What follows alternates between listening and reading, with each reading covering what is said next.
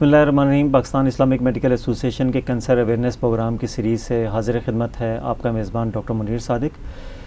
جیسے کہ ہم پہلے بھی کینسر کے حوالے سے مختلف کے آگہی کے پروگرامات کرتے رہے ہیں. آج کے پروگرام کا موضوع ہے تھائرائیڈ کینسر یعنی گلے کے غدود کا کینسر, جس کو اردو میں کنٹھ بھی کہتے ہیں. اسی حوالے سے ہمارے درمیان موجود ہیں ڈاکٹر عدنان جبار, جو کہ چیئرپرسن ہیں ڈپارٹمنٹ آف آنکولوجی یعنی سرطان کے ڈپارٹمنٹ کے ہیڈ ہیں ضیاء الدین یونیورسٹی ہاسپٹل میں. ہم ڈاکٹر صاحب کو خوش آمدید کہتے ہیں. السلام علیکم ڈاکٹر صاحب. وعلیکم السلام. ڈاکٹر صاحب, سب سے پہلے تو یہ بتائیے گا کہ یہ تھائرائیڈ ہوتا کیا ہے؟ یہ بہت امپورٹنٹ سوال ہے کیونکہ اکثر لوگ کنفیوز ہو جاتے ہیں. تھائرائیڈ ایک گلینڈ ہے, ایک غدود ہے جو ہمارے گلے کے بیس پہ ہوتا ہے, اور یہ غدود ہماری زندگی میں, ایک عام انسان کی زندگی میں بہت اہم کردار ادا کرتا ہے. اس سے دو قسم کے خلیے ہوتے ہیں. ایک وہ جو تھائرائیڈ سے ایگزوکرائن یعنی تھائروکسن پروڈیوس کرتا ہے, اور تھائروکسن ہماری باڈی کے میٹابولزم کو کنٹرول کرنے میں بہت زیادہ کارآمد ہوتا ہے. دوسرا اس میں ایک اور سیلز ہوتے ہیں جس کو ہم کیلسیٹونین کہتے ہیں, وہ کیلشیم کے میٹابولزم کو کنٹرول کرتے ہیں. لیکن یہ غدود جو ہوتا ہے یہ عموماً نظر نہیں آتا. جیسے کہ میں نے عرض کیا کہ بالکل ہماری جہاں گردن ختم ہو رہی ہوتی ہے اور سینہ شروع ہوتا ہے, ہماری سانس کی نالی کے سامنے بیٹھا ہوتا ہے, اور اس کو ہم تھائرائیڈ گلینڈ کہتے ہیں. تو تھائرائیڈ کے جو مریض آپ کے پاس کینسر کے ساتھ آتے ہیں ان میں عمومی طور پہ کس طرح کے علامات ہوتے ہیں؟ ایک بات تو یہ کہ عموماً تھائرائیڈ میں نوڈیول پائے جاتے ہیں جو کہ 90% کینسر نہیں ہوتے. اگر کوئی شخص خدا نخواستہ اس کا تھائرائیڈ نظر آ رہا ہے تو اس کی وجہ کوئی اور ہو سکتی ہے, کینسر نہیں. ہمارے یہاں benign reasons of thyroid problem زیادہ ہیں بنسبت کینسر کے. جو بیماری سب سے زیادہ کامن ہے وہ گوئٹر ہے, یعنی تھائرائیڈ گلینڈ کا بڑھ جانا آیوڈین کی کمی کی وجہ سے. جو ہمارے لوگ ایسے ایریاز میں رہتے ہیں جہاں پہ آیوڈین استعمال نہیں کی جاتی, ان کے عموماً جو تھائرائیڈ گلینڈ ہے وہ بڑھ جاتا ہے. اسی لیے ہماری غذا میں آیوڈین کا ہونا ضروری ہے.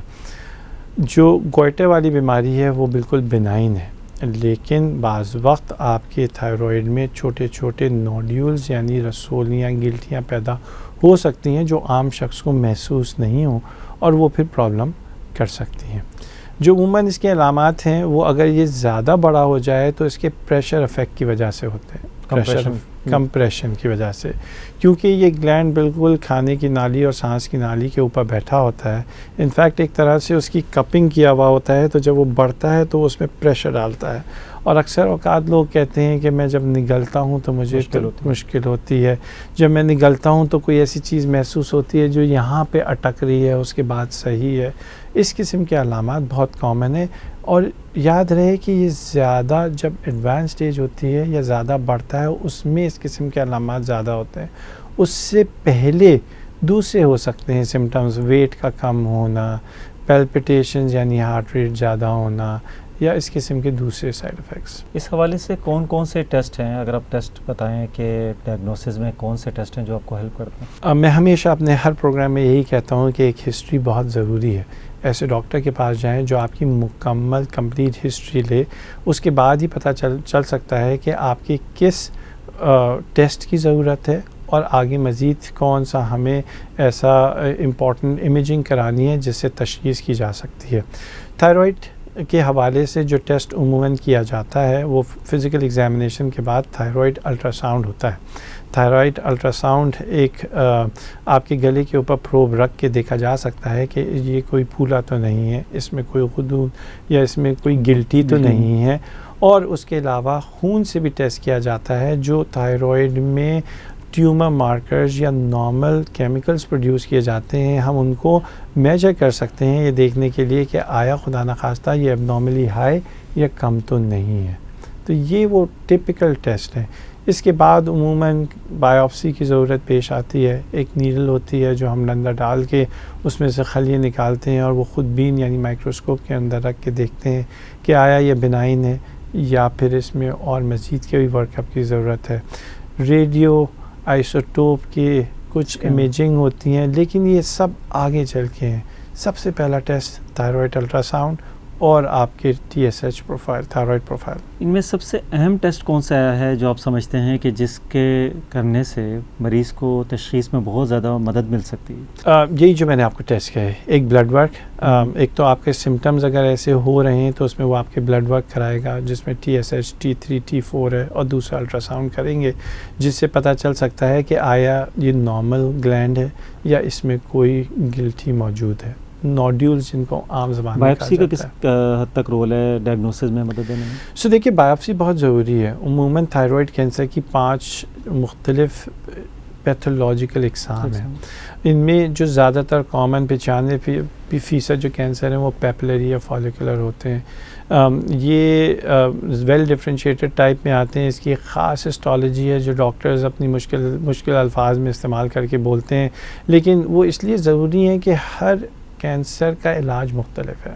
ہر کینسر کو مختلف طریقے سے ہمیں ٹریٹ کرنا پڑتا ہے. یہ بالکل اسی طریقے سے جیسے کرکٹ میں آپ کے سامنے کون سا بیٹسمین ہے، آپ اس حوالے سے اپنا بالر بھیجیں گے. تو اسی طرح سے تھائرائڈ کینسر میں بھی مختلف اقسام ہے. پیپلری ہے، فالیکولر ہے، ایناپلاسٹک ہے، میڈولری ہے. اس کے حوالے سے ہم آپ کے مزید فیمیلیل ٹیسٹ بھی کرواتے ہیں.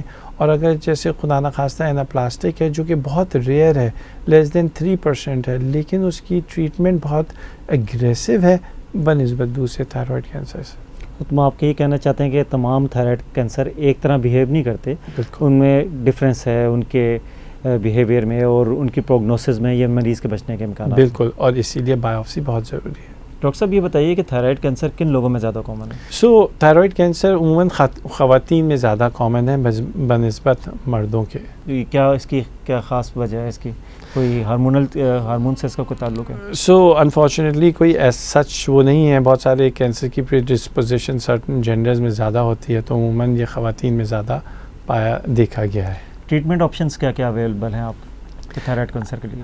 ہر کینسر کا عموماً علاج 3 طریقوں سے ہوتا ہے: سرجری، ادویات یا ریڈیشن تھیراپی.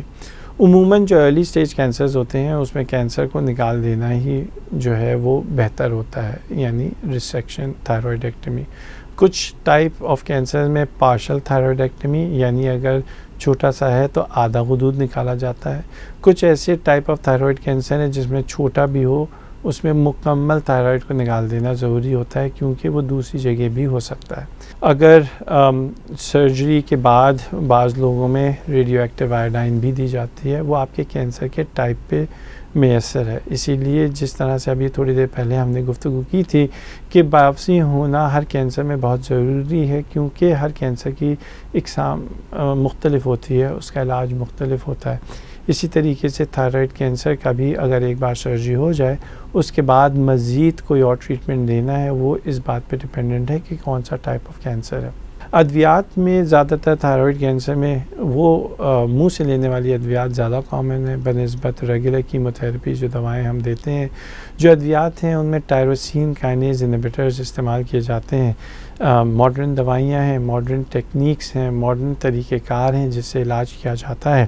لیکن بہت ضروری ہے کہ آپ اپنے کوئی بھی سمٹم، کوئی بھی اگر پریشانی ہے تو آپ اس کو لے کے اپنے ڈاکٹر کے پاس جلد از جلد جائیں اور اسپیشلسٹ کو دکھائیں، کیونکہ عموماً تھائرائڈ جیسے کینسرز کے لیے ایک مکمل ٹیم کا ہونا بہت ضروری ہے. مکمل ٹیم سے مراد کیا ہے؟ ایک اچھا سرجن، ایک اچھا انڈوکرائنالوجسٹ اور تیسرا ایک میڈیکل آنکولوجسٹ. وہ ٹریٹمنٹ، وہ فیصلہ جو ایک ملٹی ڈسپلنری ٹیم کے حوالے سے ہوتا ہے وہ عموماً بہتر ہوتا ہے بنسبت کسی بھی ایک شخص کے فیصلے سے. ریڈیشن کا اس میں کس حد تک رول ہے؟ اس میں یوزلی ریڈیو ایکٹیو آیوڈائن استعمال کی جاتی ہے. وہ ریڈیشن ہوتی ہے، آیوڈائن دی جاتی ہے.